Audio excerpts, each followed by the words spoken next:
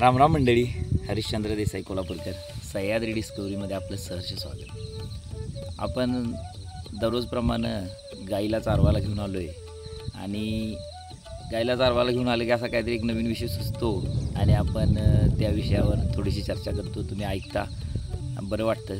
तर आज आपल्याला किवाची मासेमारी ही प्राचीन कला किंवा आपल्या पूर्वजांनी ही कलेची निर्मिती केली आणि हे नेमकं कसं केलं जातं हे बघायचं आहे। तर पहिलं काय होतं की एखादं 19वे 20वे 18वे शतक ही जी याच्यात एखादी वस्तू आपल्याला पाहिजे असेल तर त्याला बाजारपेठ नव्हती। आपण ती स्वतःहूनच मिळवायची, स्वतःच ती बघायची, पकडायची किंवा खायची, म्हणजे स्वतःपुरतंच जीवन असायचं। आणि आता बाजाराचं जे काय बाजारीकरण झालं, म्हणजे मार्केटमध्ये प्रत्येक गोष्ट विकत मिळते, तसं काय त्यावेळी नव्हतं। आणि अशावेळी लोक स्वतःहूनच अशा बऱ्याचशा कला निर्माण झाल्या, ज्या कला आणि आज बाजारपेठ निर्माण केली आणि त्या कलाकारांना त्याचा मोबदला मिळाला आणि त्याचं आधुनिकीकरण झालं, हे तुम्ही पाहताय।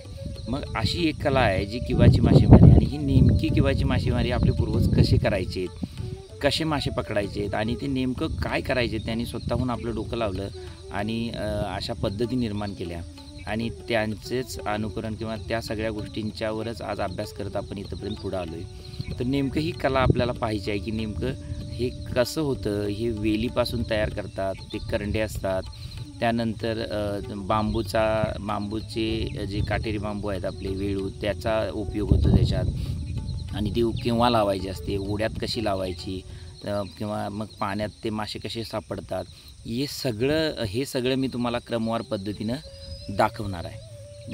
तर आपल्याला ह्या आपल्या सह्याद्री डिस्कवरीला जर सबस्क्राईब केलं नसेल तर पहिलं सबस्क्राईब करा, म्हणजे आपल्याला पाहायला मिळेल की नेमकं ही किवाची मासेमारी कशी चालते, आपले पूर्वज नेमकं काय करत होते, जेणेकरून आतापर्यंत आपण ही 2025 वर्ष बघितलीत।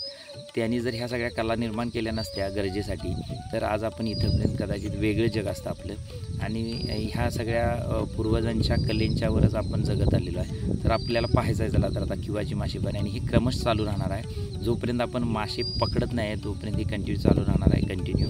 आणि याचे व्हिडिओ आपल्याला पाहायला मिळतील, रीलच्या माध्यमातून आपल्यापर्यंत पोहोचण्याचा, फास्ट पोहोचण्याचा हा एक मार्ग आहे।